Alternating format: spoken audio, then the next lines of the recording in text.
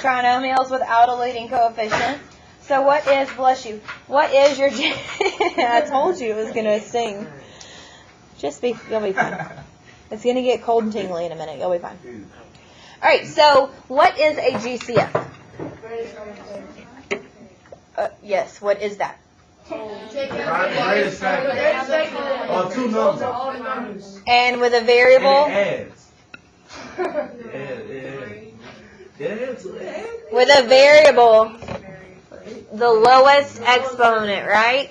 Okay. What do we always have to look for no matter what type of factoring we're doing? A greatest common factor. So at the top of our paper, in some kind of bright color where we're going to star it and baby Jesus it and bomb it or whatever, please write always look for a GCF first.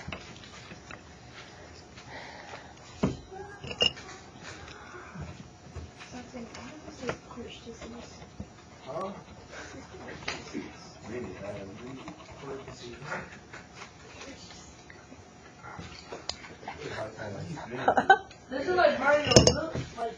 Look for your nose. Can you breathe? Yes. Okay then. Yes. All right, now, with our greatest common factor, if we start with 2 terms, how many should we end with? If we start with 3, how many should we end with? If we start with a hippo, how many should we end with? Fantastic. Well, you say hippo or hippo? Hippopotamus. Hippo. You said hippo? Hippopotamus. I thought you said hippo. Okay. So, remember, however many you start with, you end with. Please circle that star at Baby Jesus It. That's very important, and you guys keep forgetting no matter how many times I tell you. Now, how many of you, when you're doing your homework, you actually use your notes? Oh, that looks about honest from your grades. Put your hand down. I do use my... Put your hand down. Put your hand down. I use my notes. Okay, put your hand down. So, why do you think we take notes? To help you, right? So you can use them on your homework. If Like, you need help. What if you don't need help? That's all we got my nose. That's what I don't. And when I do need help, I just text you. use your notebook instead of texting me. Alright, now, on trinomial factoring, we always look for a GCF first. We use the star method. We need 2 numbers that multiply to give you and add to give you. Alright, if C is positive, what happens? All signs match V. If C is negative, what happens? So if B is positive, the. If B is negative, the. Look at us go. We can read. I have a question. Okay. When I do it, I don't think about that. I just I solved it and then it kind of makes sense which factor has to be. Yes, based on the middle term that you're going to get. Yeah. I tried to teach it that way before and people didn't get it because we don't know how to add. But I do it. Wait, that's how I do it though. You multiply it with the last number and get the middle. Yes, but people didn't know how to add. Alright, so now we're going to be on ax squared plus bx plus c. So open up to that page. As usual, we're going to slide our paper down so that we are going to write our learning target at the top. We're going to write a few notes, and then we're going to practice. You're going to get your homework. Is everybody ready? We got to move fast.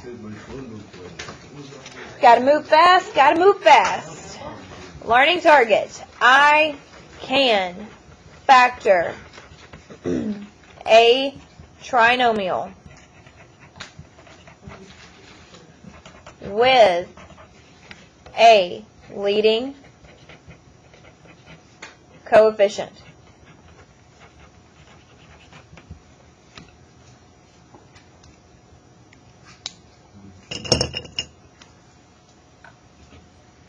What do we need to look for first before we do anything? Alright, so let's write that. Look for a GCF first.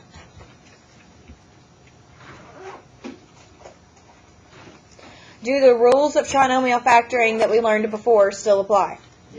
Okay. Trinomial. Factoring. Rules apply. And where did we write those down at? On the previous page, right? Look at previous page. And we use the star method, but what do we have to do that's a little bit different? Multiply A times C. Take a point. Multiply A times C.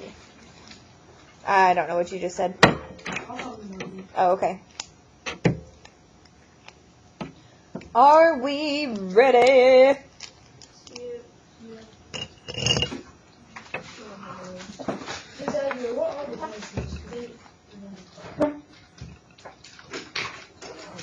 Super sorry. They're right here. What was the point, like, contest last? I'm pretty sure it was Hufflepuff. Last month, you mean? Yes. Let's go.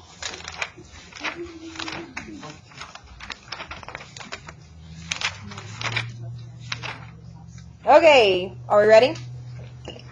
So, on the bottom part, we're now going to work out some problems.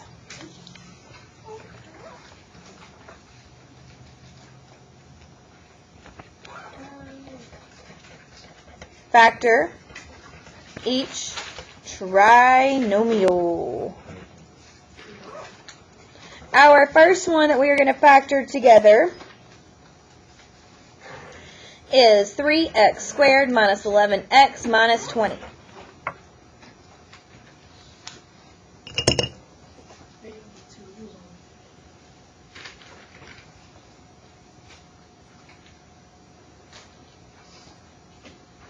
Okay, now just sit down. Put them down. Come on, you gotta take notes. Thank you. 3x squared minus 11x minus 20. The first thing we look for is A. Is there a GCF? Is there a number other than 1 that goes into any of those? No. So now we do the star method, which means that we are first going to multiply A times C. What is 3 times negative 20? And we're going to put B right here on the bottom. What is B? Negative 11. What goes on the top of our star? Why did we put 3 today and yesterday we put 1? Because the x today equals 3. Yes. Yes. So if you answered that, take a point. Alright, now we need two numbers that multiply together to give us negative 60 and add to give us negative 11. So let's just list together. And our big factor has to be what? Negative. So let's list the numbers that multiply to give us negative 60. Negative 12 and 10 and 6. Negative 10 and 6. Okay. It's Negative 12 and 5. Negative 12 and 5. negative 15 and 4. Negative 15 and 4. That's actually this Why? one.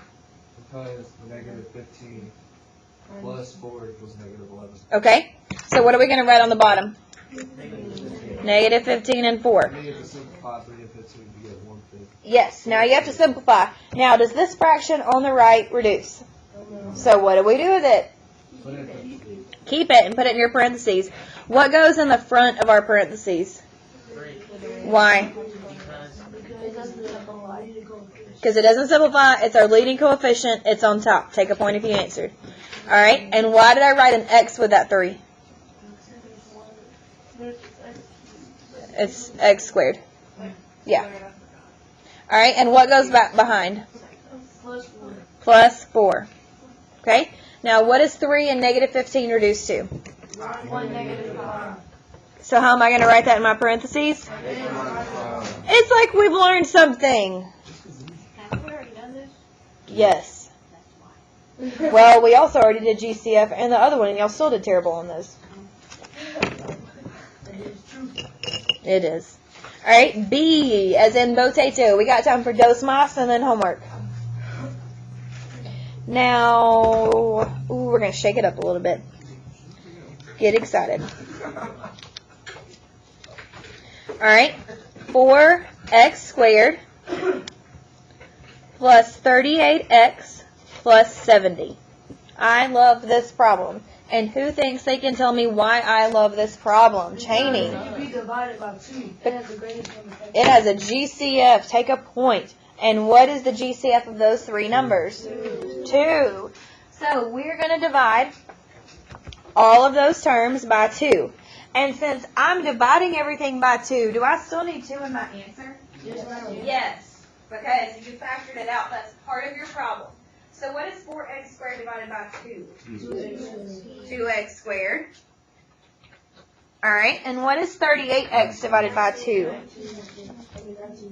2x squared plus 19x plus 35. Alright, now from here, I'm going to use the star method on what's inside the parentheses. Not this 2, but what's inside the parentheses. Why will I not use this 2? Correctamundo. Alright, now I'm going to do 2 times 35 and get?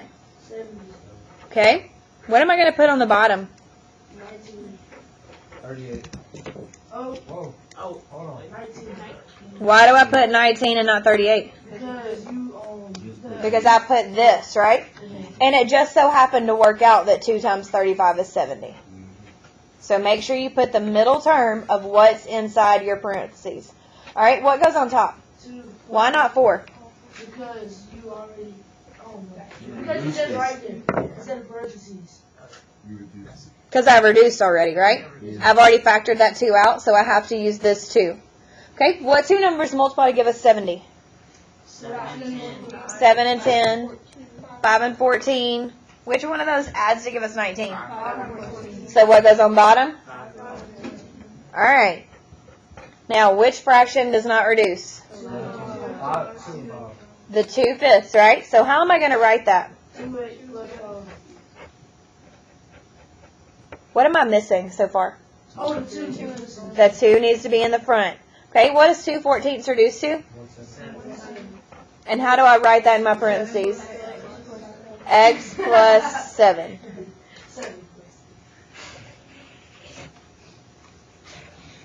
All right, do you guys want to try one without me, or are you ready for homework? Are you sure? Do we need to do one more? Okay. Now, your homework is a little complicated. It's not complicated. It's more you're going to have to actually think and use your brain. Yeah, and not cheat. Now, what do you think I'm going to ask you to do on your homework? No. At least we got the weekend. You do. That's why I'm giving it to you on Friday. You have the whole weekend to work out this. Now, it's a maze. I know, like the stuff. What you have to do is you factor this, then factor the next one, the next one, the next one. After you've factored all of them, then the maze starts. You have to match your factors up. So if this was x plus 2 times x minus 6, and this was x plus 2 times 3x minus 4, you see how this has an x plus 2 and this has an x plus 2? You would go that way and color. And then if a factor here matched up here, you would go down. If a factor here matched here, you would keep going down. If a factor here matched here, you would go left. So you factor everything, then match your factors. You only match the first. No, it's just one of your factors has to match. It has to match one that's next to it. Otherwise, it's not going to work. No, the factor has to match. No, baby. If this was x minus 6 and x plus 2 and x plus 2, 3x plus 4, you see how they both have an x plus 2? It doesn't matter where they are. They both have an x plus 2. You would go that way. And then the next one have like x plus 6 and then the And 3x minus plus 4, you would go down. They have to match. So you find the factors that match. It also tells you what to do in the directions. I got a question. Crazy. Yes. If we get all the problems right, but we just don't know how to do the maze, is that how? I just explained to you how to do the maze and the directions say, so you have to do it. Still have to do the maze. Match up the factors. Follow the path. The factors match. So like if I have, can I borrow a pencil from somebody? Alright, so if this was x plus 2, x minus 3, and this was x plus 9, x minus 3, and this was x plus 9, 2x plus 5, and this was 2x plus 5, 7x minus 9. You see how I have matching ones? I get it now. Oh, so you just And do you looking for see the how- matching number. You're looking for the matching factor. So x plus 9 matches x plus 9. 2x plus 5 matches 2x plus 5. Do you see why you have to work out everything first? Okay. Yes, only one has to match. Also, read the instructions. Goodbye. Have a good weekend. Make good choices. Be good people. Don't cheat on your homework. I will. I should have been ran out of class on the CC. Bye. I love you too. Have a good day. Bye, honey. Have a good